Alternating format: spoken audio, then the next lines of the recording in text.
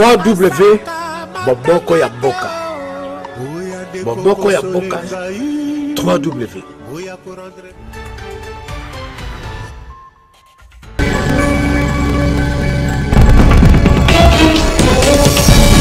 Le chef de l'État Félix Tshisekedi est élu deuxième vice-président de l'Union africaine pour l'exercice 2019. Il vient après Al-Sisi et Ramaphosa, vote qui a eu lieu au 32e sommet de l'Union africaine qui se tient à Addis Abeba en Éthiopie. Félix Tshisekedi siège pour la première fois devant ses pairs ce dimanche 10 février. Avant de prononcer son discours, il a échangé avec le secrétaire général des Nations Unies, Antonio Guterres, qui a d'ailleurs salué la volonté du président congolais de travailler en collaboration avec les Nations Unies. Bienvenue à tous. Après les titres, place au développement. Quelques jours après son élection en qualité du président de la République, le chef de l'État, Félix Tshisekedi, a été élu ce dimanche 10 février 2019, deuxième vice-président de l'Union africaine pour l'exercice 2019. Il vient ainsi après Al-Sisi d'Égypte et Ramaphosa de l'Afrique du Sud. Ce vote a eu lieu au cours du 32e sommet de l'Union africaine qui se tient à Addis Abeba en Éthiopie. Fabien Lumbala. Addis Abeba, la capitale éthiopienne, abrite du 10 au 11 février 2019 les travaux de la 32e session ordinaire des chefs d'État et de gouvernement des pays membres de l'Union africaine. Le Congolais Félix Tshisekedi a été très attendu. La principale raison, l'homme augure la première alternance démocratique à la tête de son pays. À son arrivée samedi à l'aéroport international d'Addis Abeba, le président de la République démocratique du Congo a eu droit à un accueil digne d'un chef d'État. Honneur militaire. Cérémonial d'accueil en présence du ministre éthiopien du Développement et de l'Économie, du vice-premier ministre congolais des Affaires étrangères et de l'intégration régionale, Léonard Kitundu, et de l'ambassadeur de la République démocratique du Congo en Éthiopie, Jean-Léon Gandou. Après l'aéroport, le cortège présidentiel a pris la direction de Hôtel Hilton, où la délégation des Congolais d'Addis Abeba attendait impatiemment le chef de l'État, sous la désormais très célèbre mélodie au testament d'Étienne Tshisekedi.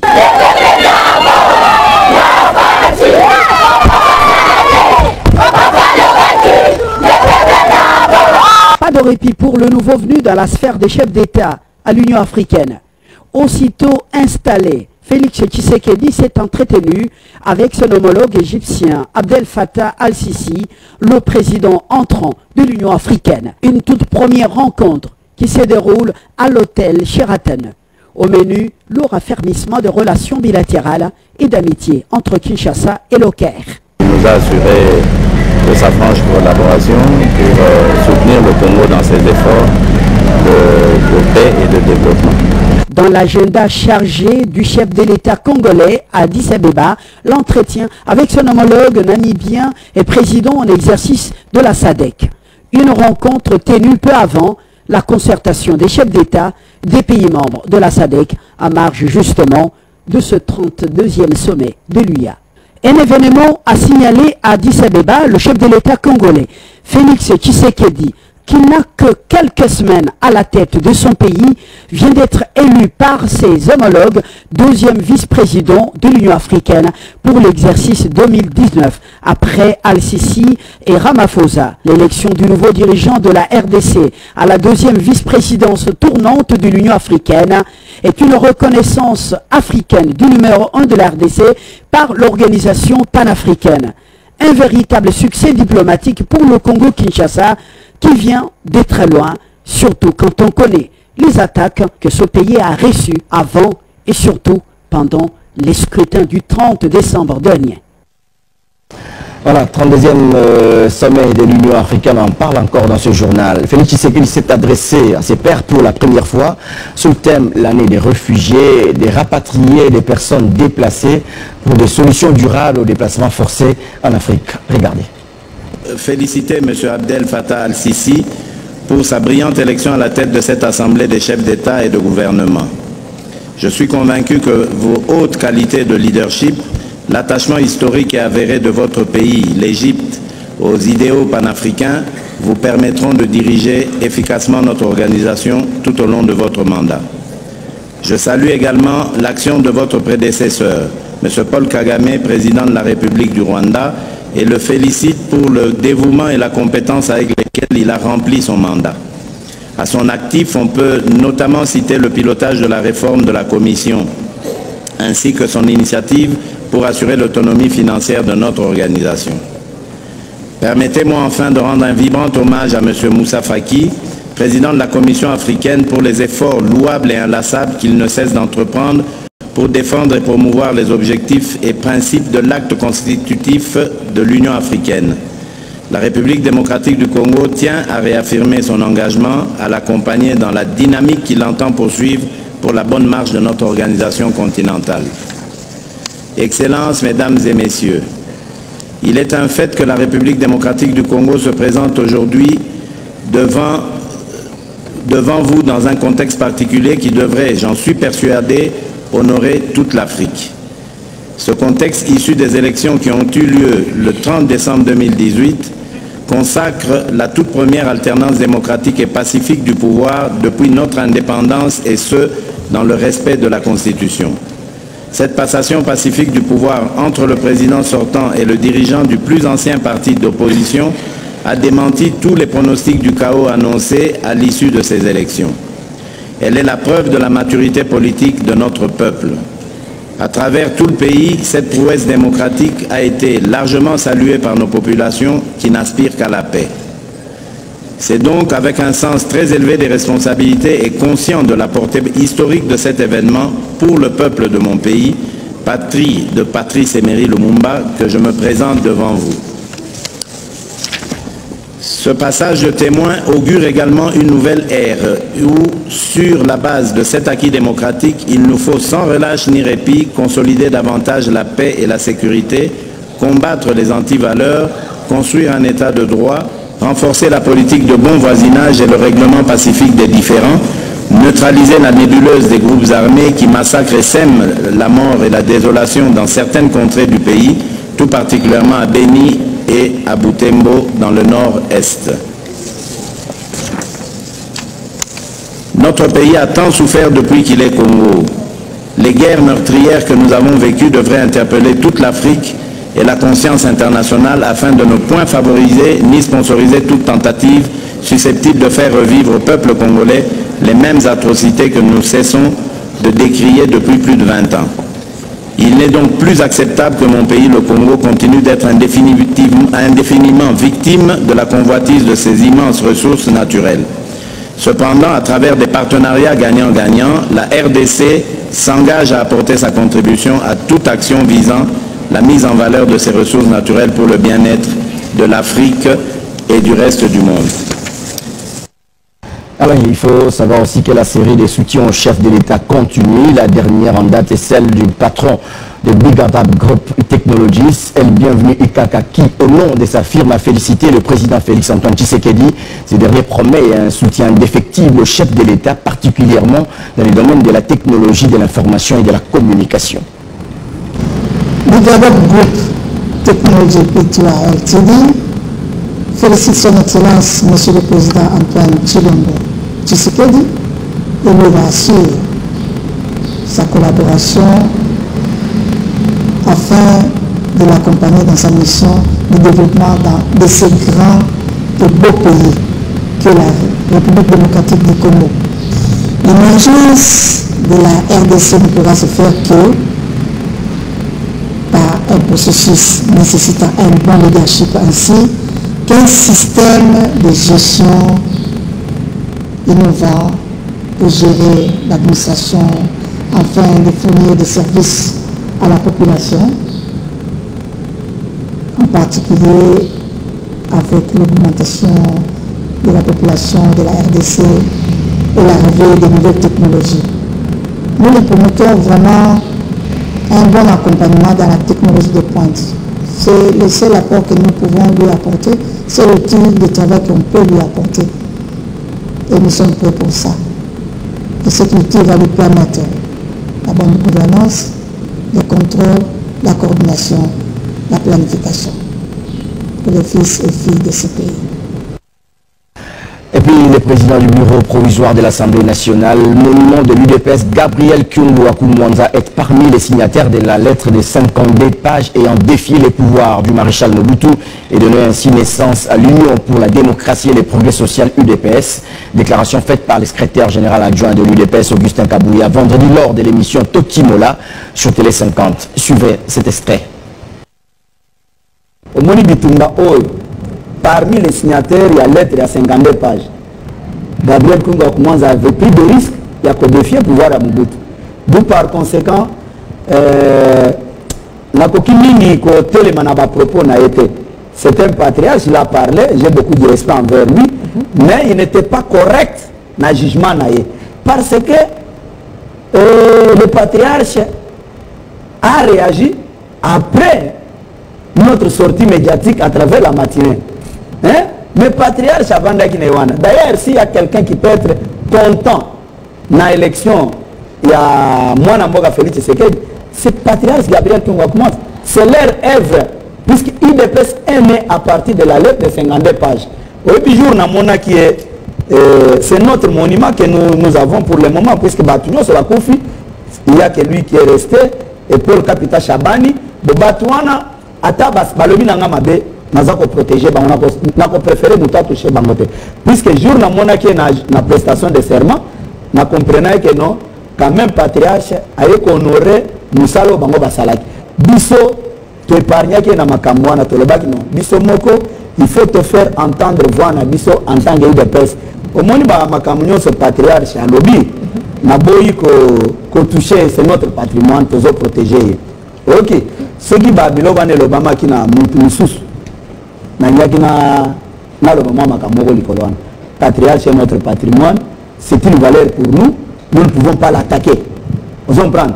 Mais après, nous comprenons que vers la fin, non, patriarche, à l'obio yaya, aux ans 37 ans, balé qui bazana 2 ans, 1 année, 3 mois, au bêta film ou magacité. Et c'est ça l'essence que j'avais compris un message à patriarche, yango, to sur soir yango, biso to le beli makamba, réconciliation nationale. Voilà, c'est communiqué avant de poursuivre ce journal. Après la séance plénière du mercredi dernier, la ronde du président de l'Assemblée nationale, Gabriel Kyungu Akumwanza, dans différentes commissions de validation des mandats des députés, le rapporteur de la Chambre basse, Jackson Aoussé, tiendra un point de presse lundi 11 février. Objectif, évaluer les travaux des commissions et calibrer ainsi la prochaine séance plénière de l'Assemblée nationale.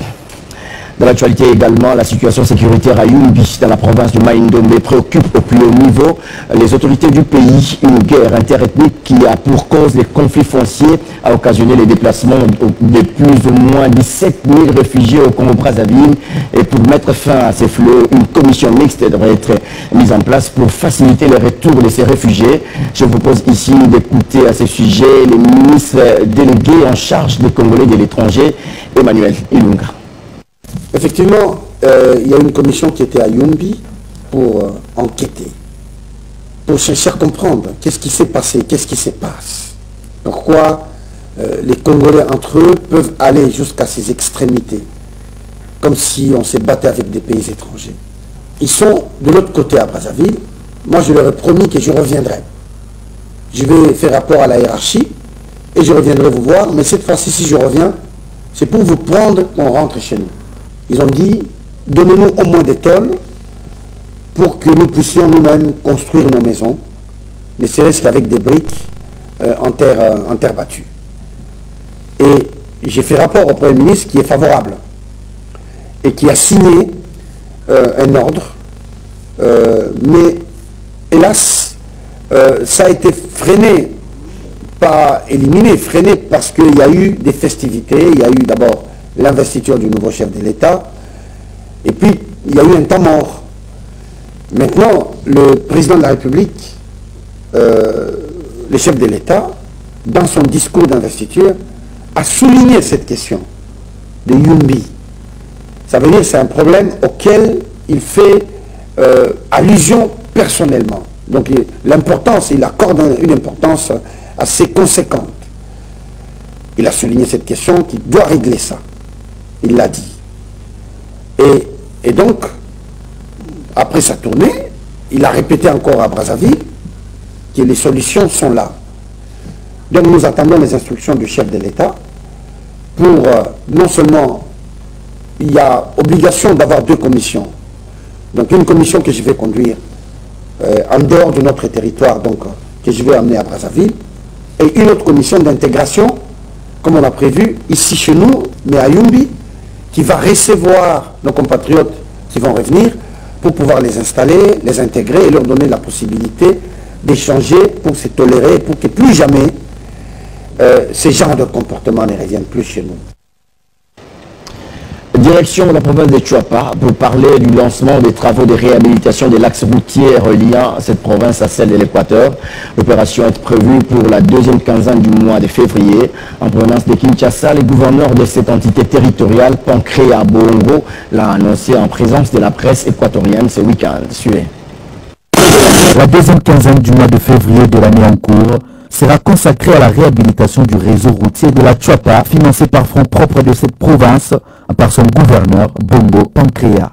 Une action de grande envergure qui s'inscrit alors dans l'actif du numéro 1 de la province de la Chuapa, qui le week-end dernier a fait une escale technique à Mbandaka, en provenance de Kinshasa, où il vient d'assister à la cérémonie de la validation de son mandat en tant que député national. Peu après sa descente de l'aéroport de Mbandaka, c'est face à la presse que le chef de l'exécutif provincial de la Chuapa a martelé qu'il donnera le premier coup de la pioche, consacrant le démarrage effectif des 10 travaux à partir du territoire de Befalé, de les étendre sur tous les tronçons, à commencer par la réhabilitation de l'axe routier qui relie la province de la Chuapa à celle de l'Équateur. Le gouverneur de la Chuapa, Pancréa Bongo, est déterminé à réussir là où tous ses prédécesseurs ont échoué. Si je passe par Mbandaka, c'est pour essayer de voir l'état de route entre Mbandaka et Boende qui ne cesse de se dégrader. Et c'est pourquoi j'ai levé l'option, puisque nous avons un projet avec le fil de route. C'est pourquoi je vais faire un peu d'itinérance à partir de 85 km de Befalé pour arriver à Boende, voir l'état de route. Je vais aussi jeter un coup d'œil du côté de mon collègue de l'Équateur pour qu'ensemble on essaye de mutualiser les efforts pour que cette route soit praticable. La messe est dite, place alors au travail pour l'émergence de la province de la Chuapa en particulier et de l'ensemble du Grand Équateur en général. Redynamisation des activités de la Ligue de jeunes du PPRD, Papi Pungu Luamba a repris cette initiative sur l'ensemble de la capitale congolaise. Cette démarche avait été interrompue suite aux élections. Il fallait alors la reprendre. Le PPRD reste un grand parti, même si son candidat à la présidentielle avait échoué. Et c'est la fin du deuil. Il faut faire une projection vers l'avenir et surtout mettre fin à la haine tribale. Message du président de la Ligue des jeunes du PPRD.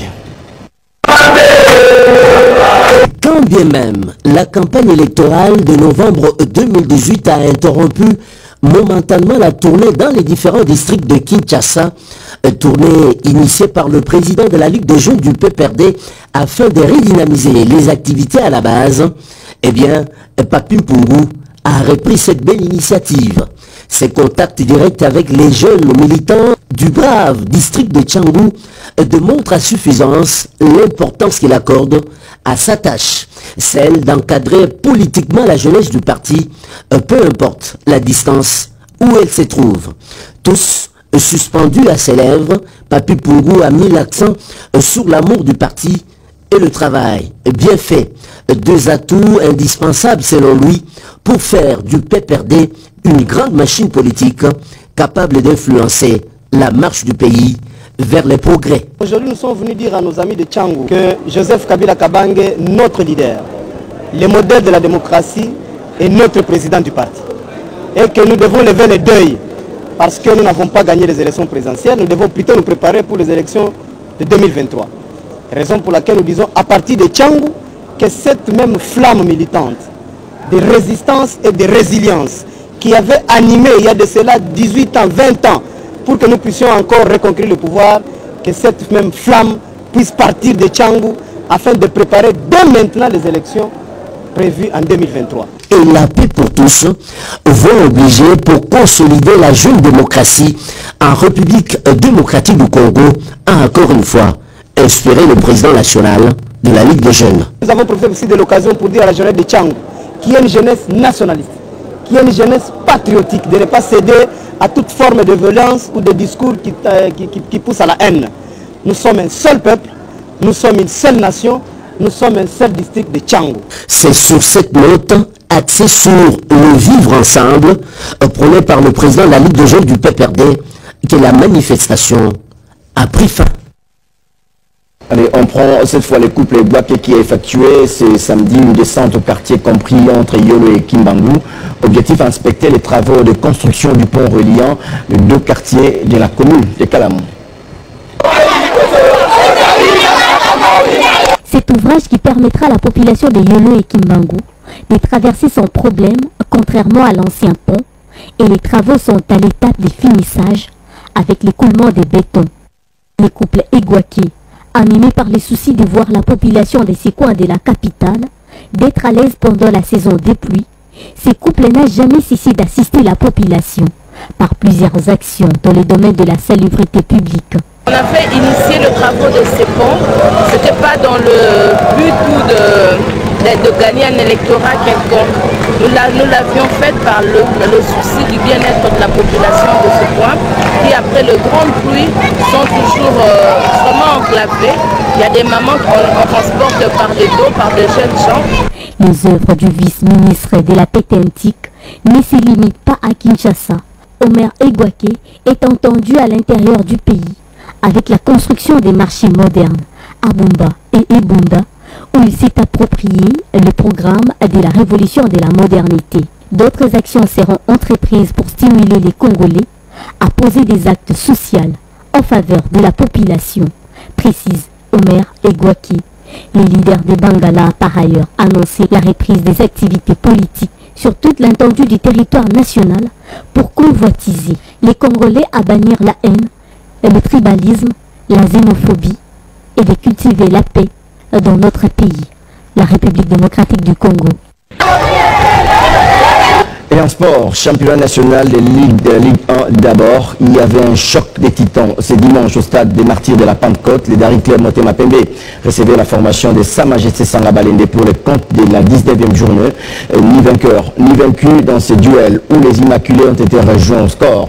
En toute dernière minute de la partie, un but partout tel est le score final qui a sanctionné cette affiche. Et bien avant ce choc, le FC Renaissance du Congo a aligné une nouvelle victoire 3-0 devant la JS Groupe Bazano. Et puis prenons les nouvelles de la Ligue 2 où 3 clubs de la province de la Chopo viennent d'être disqualifiés par manque de moyens alloués à ces derniers. Et cette décision loyale de la Ligue nationale de football est aussi appuyée par le président de la FECOFA. Par ailleurs, Constant Omari s'est dit plutôt indigné de l'abandon des clubs par certains gouverneurs de province. Dudumbala pour les détails. 3 clubs de la province de la Chopo ont été disqualifiés de la course à la Ligue faute des moyens. Une situation qui énerve le président de la Fédération congolaise de football association. En ce qui concerne la province orientale, vous savez, jadis, cette province faisait partie de la 3e poule du développement du football zaïrois. Nika, Kisangani, Malekessa, il y avait plein d'équipes là-bas. C'est de là que sont arrivés beaucoup de joueurs, les Sayo Moukouli et consorts. Il ne s'agit pas au président de la FECOFA de changer de règlement, mais j'en veux aux autorités provinciales, le gouverneur et le comité exécutif et le gouvernement provincial. Je ne peux pas comprendre que 3 équipes d'une province ne soient pas en mesure de se déplacer pour aller jouer un match. Et ça me fait très mal au cœur. Ça me fait très mal au cœur tout simplement parce que nous nous démerdons, nous, de la FECOFA, pour amener les autorités politiques à comprendre que la jeunesse est très importante. D'ailleurs, vous l'avez vu, pendant les élections, tout le monde recourait à la jeunesse. Dans un temps ferme, comme il sait le faire, quand il s'agit de parler football national, Constant Omari Selemani s'insurge contre l'abandon total de la jeunesse. Pourtant, pendant la campagne électorale, elle était en vue. La jeunesse de cette province doit tirer toutes les conséquences. Moi, je me bats avec beaucoup de gouverneurs et j'en appelle, je le dis à beaucoup de sportifs. Évitez de faire voter à la tête de vos provinces des gens qui n'ont aucune sensibilité pour le sport d'une manière générale, qui n'ont d'une manière particulière la jeunesse et le football. Profitant de cette occasion, les patrons du football congolais a émis les vœux de voir deux personnes de bonne volonté de prendre en main la promotion du football dans nos provinces, à l'instar de Guy Lusangui. J'ai appris que le président de la Ligue, Guy Lusangui, était candidat. Je l'encourage, je demande aux députés provinciaux, si c'est possible, de le voter. Parce que cette province ne peut pas se mourir. Il n'y a plus de stade. Je ne sais même pas, on peut faire jouer des matchs dans quel stade. Bientôt, nous serons de prendre des décisions pour délocaliser aussi tous les matchs de ce côté-là, à part les Touris, où on fait un effort. La FECOFA attend donc des nouveaux gouverneurs qui seront élus incessamment et de démarcation pour la promotion du football congolais. C'est la fin de ce journal. En voici les rappels des principaux titres. Le chef de l'État Félix Tshisekedi élu deuxième vice-président de l'Union africaine pour l'exercice 2019. Il vient après Al-Sisi et Ramaphosa, vote qui a eu lieu au 32e sommet de l'Union africaine qui se tient à Addis Abeba en Éthiopie. Félix Tshisekedi siège pour la première fois devant ses pairs ce dimanche 10 février. Avant de prononcer son discours, il a échangé avec le secrétaire général des Nations Unies, Antonio Guterres, qui a d'ailleurs salué la volonté du président congolais de travailler en collaboration avec les Nations Unies. Voilà, l'actualité reste en continu sur votre chaîne. À très bientôt pour d'autres titres. Boboko ya Boka. Boboko ya Boka. 3W.